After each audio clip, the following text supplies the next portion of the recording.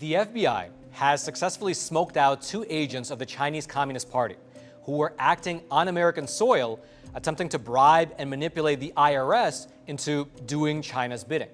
After they were caught trying to bribe a U.S. official, the 2 men, they were arrested and they wound up pleading guilty, and just 3 weeks ago, they were sentenced. One of them to 16 months and the other to 20 months behind bars.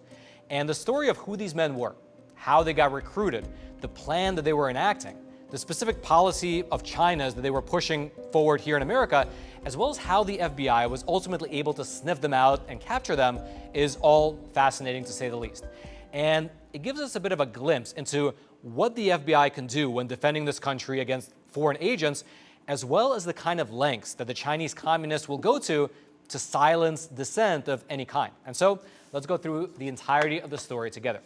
To start with, on May 26th of 2023, the Department of Justice released an official statement saying that they have arrested and filed charges against 2 men.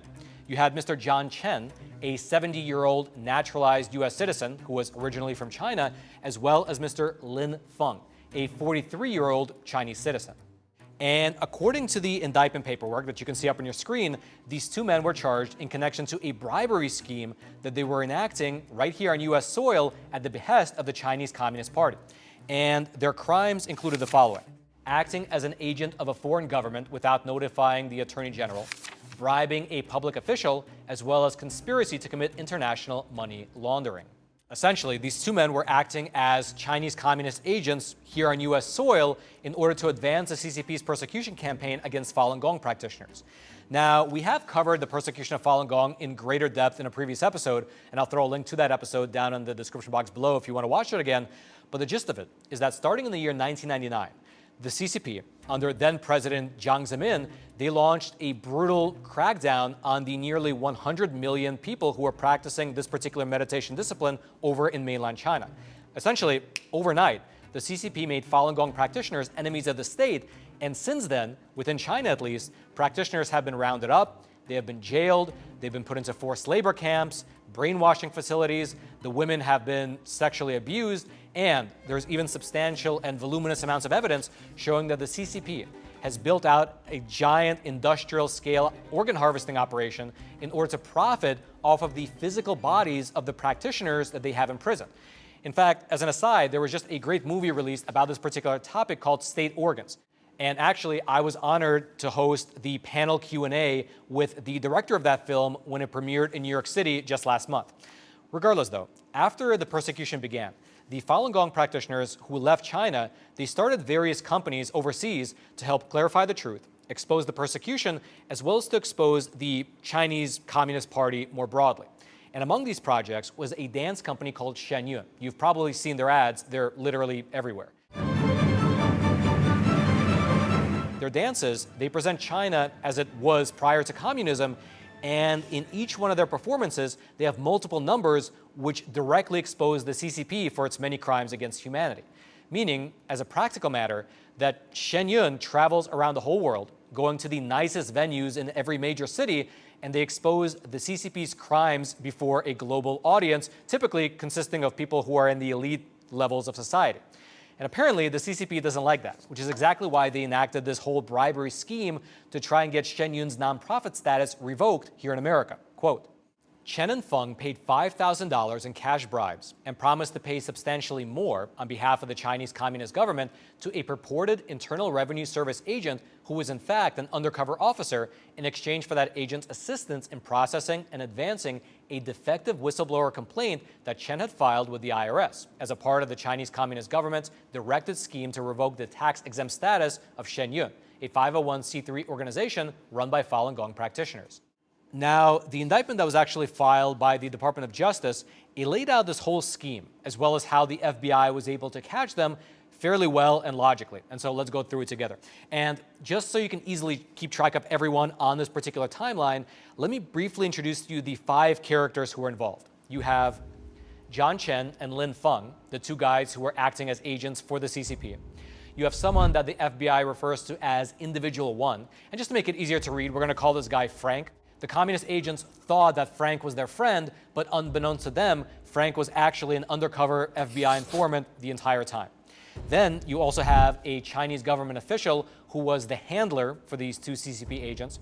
And then lastly, you have an IRS agent. He's the one who's actually getting bribed, but unbeknownst to the communists, this IRS agent was actually not an IRS agent at all. He was actually an undercover FBI agent the whole time. And so those are the 5 major players involved.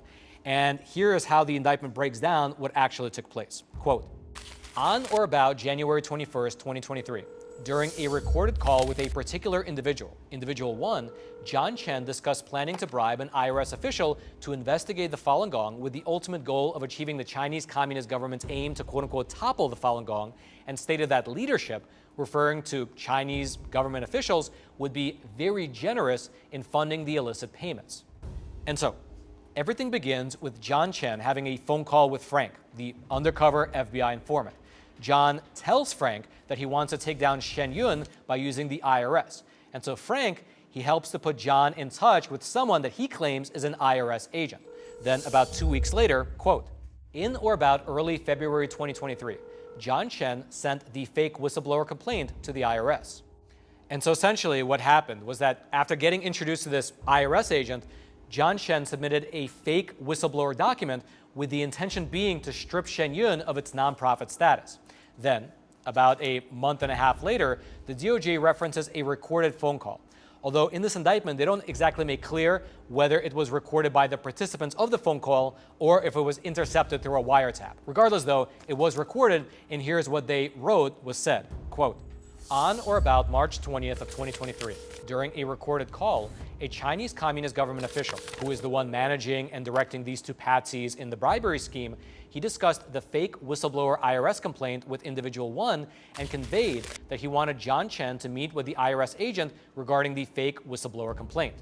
Now, it's worth mentioning again that the person here being labeled as individual 1, the guy we refer to as Frank, was actually an FBI informant the whole time. In fact, there's a footnote in this indictment, you can see it up on your screen, which unequivocally states that individual 1 was being paid by the FBI during the entire period of time that this indictment covers.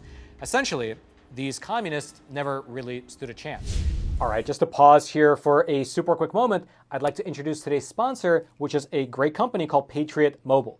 And they really are a phenomenal company because while it's safe to say that there is a concerted assault on America's values happening right now, companies like Patriot Mobile are bucking the trend and they're standing firm. I mean, as a company, in both their actions as well as their spending, they strongly support the First and Second Amendments. They strongly support the sanctity of life, as well as Americans' veterans and first responders.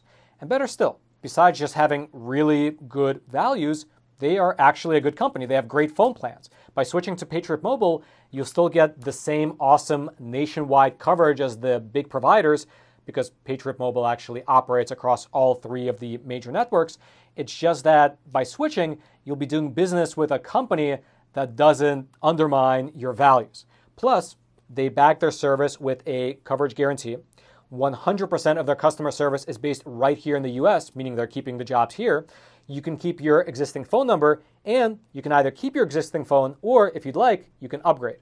And so just head on over to patriotmobile.com/Roman, or just call 972-PATRIOT. Right now, they're having a special promotion where you can get a free month when you use offer code ROMAN. That's ROMAN. And so consider making the switch to America's only Christian conservative wireless provider. Either call the number, or you can just click on the link right below this video.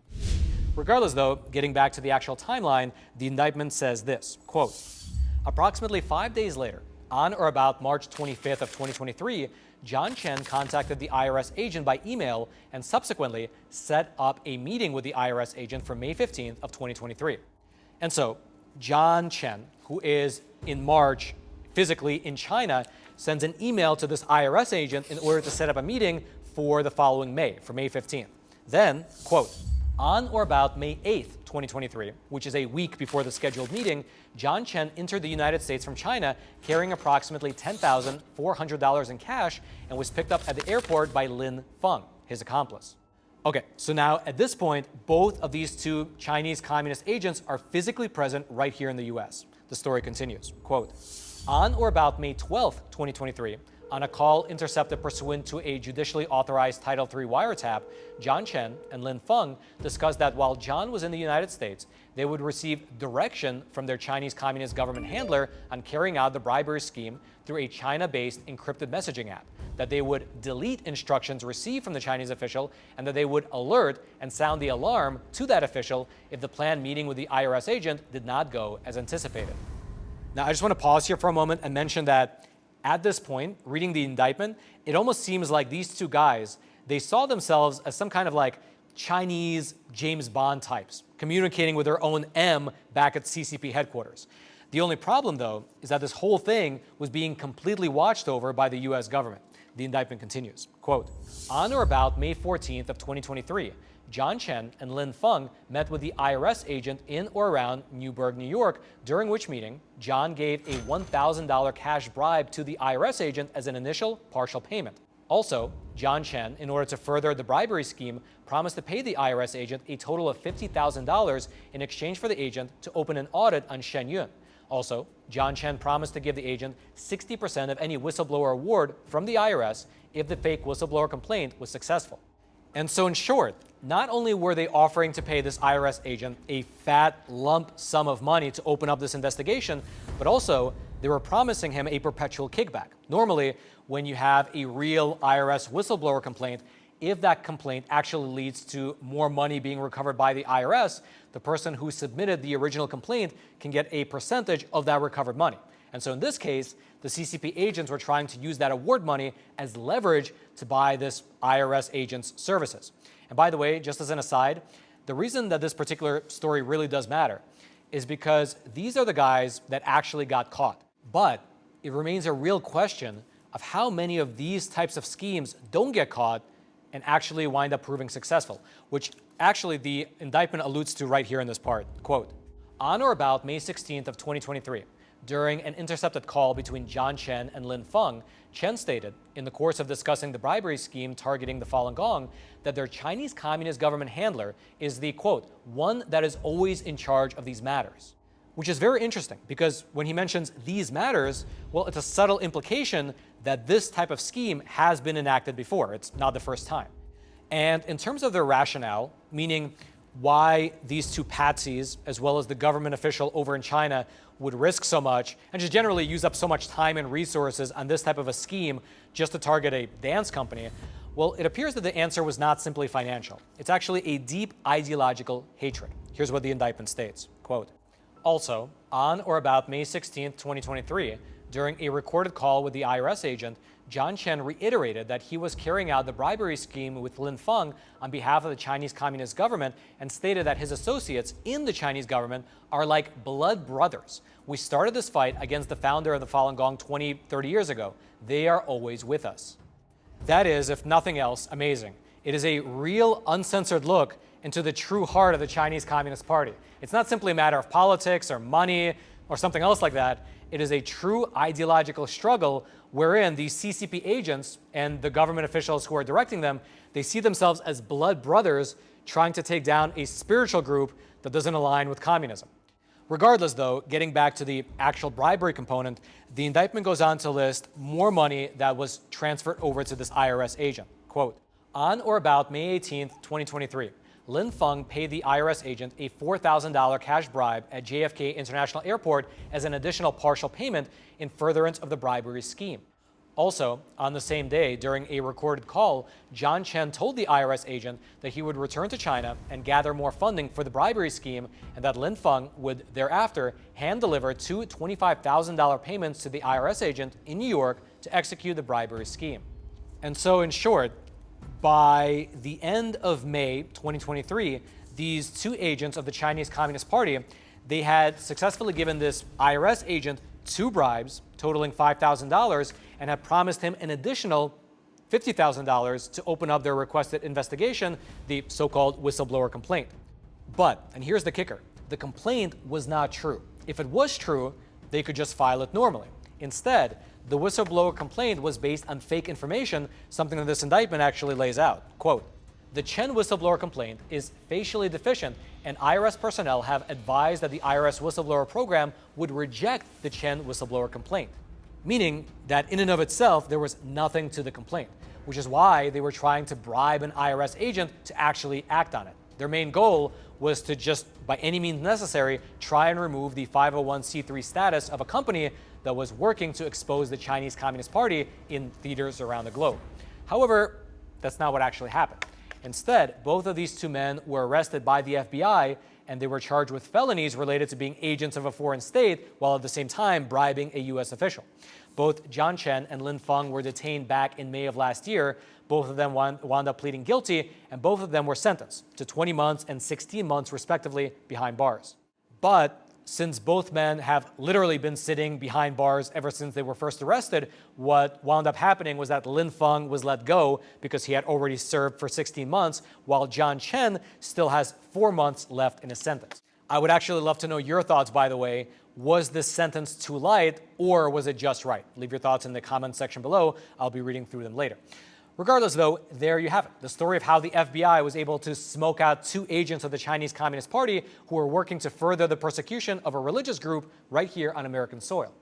And this story, in my opinion, is really the tip of the iceberg, because these types of schemes and machinations are multifaceted, and the Chinese communists are using all sorts of methods to advance their agenda in this respect, not just this one method of this IRS bribery scheme. For instance, back in September, this grandpa-looking guy right here, who worked as a Verizon engineer down in Florida, he pled guilty to also acting as an agent for the Chinese Communist government to also further their persecution against Falun Gong right here in America. Quote, Mr. Li allegedly worked as a cooperative agent for the Ministry of State Security, China's top intelligence gathering agency. At the request of an officer from the ministry in Wuhan, China, the 59-year-old allegedly collected the personal details of Chinese dissidents, pro-democracy activists, U.S. politicians and nonprofits, and practitioners and supporters of the spiritual group Falun Gong. Last month, Mr. Li wound up getting sentenced to 4 years behind bars.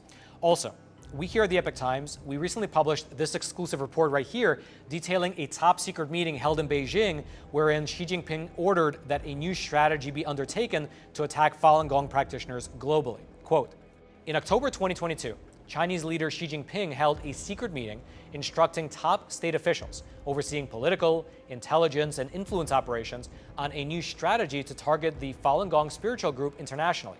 The focus of the Chinese regime's latest anti-Falun Gong strategy is launching disinformation campaigns via social media influencers and Western media outlets, and using the American legal system to go after companies started by Falun Gong practitioners. Now, just for your general reference, details of this particular secret government meeting were provided to us by a man named Yuan Hongbing. He's a Chinese legal scholar currently living in exile over in Australia, but he maintains deep connections within the CCP's top political circles. Here's what he told us, quote, the meeting took place right before the 20th National Congress, which saw Xi secure an unprecedented third term as party leader. Xi told officials at the meeting that the regime's previous efforts to suppress Falun Gong overseas had essentially failed. Xi's instructions, which have not been previously reported, appear to have quickly led to an escalation in the long-running operation against Falun Gong practitioners abroad, a campaign that has cast a shadow over the lives of those who have sought refuge in the United States and elsewhere. Xi instructed officials to attack Falun Gong with lawfare and disinformation, deploying social media and media with no traceable ties to the CCP. Xi wants to use social media and Western media in his war of public opinion because he believes using CCP state media is not effective overseas since it is seen as propaganda. And indeed, shortly after this 2022 meeting, you had not only this IRS bribery scheme beginning to play itself out, but also you suddenly saw Western media outlets, like the New York Times, for instance, running hit pieces against Shen Yun. Now, of course, the reporters at those particular news outlets, they would likely defend their stories by saying that they were just reporting the facts, but their reporting appears to be perfectly in line with this broader CCP strategy to silence any dissenting voices. Shen Yun travels around the whole world, again, going to the nicest venues in practically every city, exposing the CCP, and then in turn, the CCP attempts to have them stripped of their IRS nonprofit status. It attempts to have Western media outlets run hit pieces against them, and something that I didn't even mention earlier, those same two CCP agents that we were discussing earlier regarding the IRS bribery scheme, they were also filing frivolous environmental lawsuits in a lawfare effort to target Shen Yun as well. However, like most things that communists everywhere do, none of it appears to be working. And instead, their attempts to silence dissenting voices appears to be backfiring as their agents appear to be getting arrested one after another. Although, of course, the big question is how many agents haven't been arrested yet. We only know about the ones who have been arrested, about the men who were arrested in New York, California, and Florida. But how many CCP agents are still acting on U.S. soil and we just don't know about them? That's the real question. Regardless, though, if you'd like to go deeper into the story, I'll throw the links to all my research notes, including the indictment documents. They'll be down in the description box below. And then, until next time, I'm your host, Roman from the Epoch Times. Stay informed, stay vigilant against CCP spies, and as always, stay free.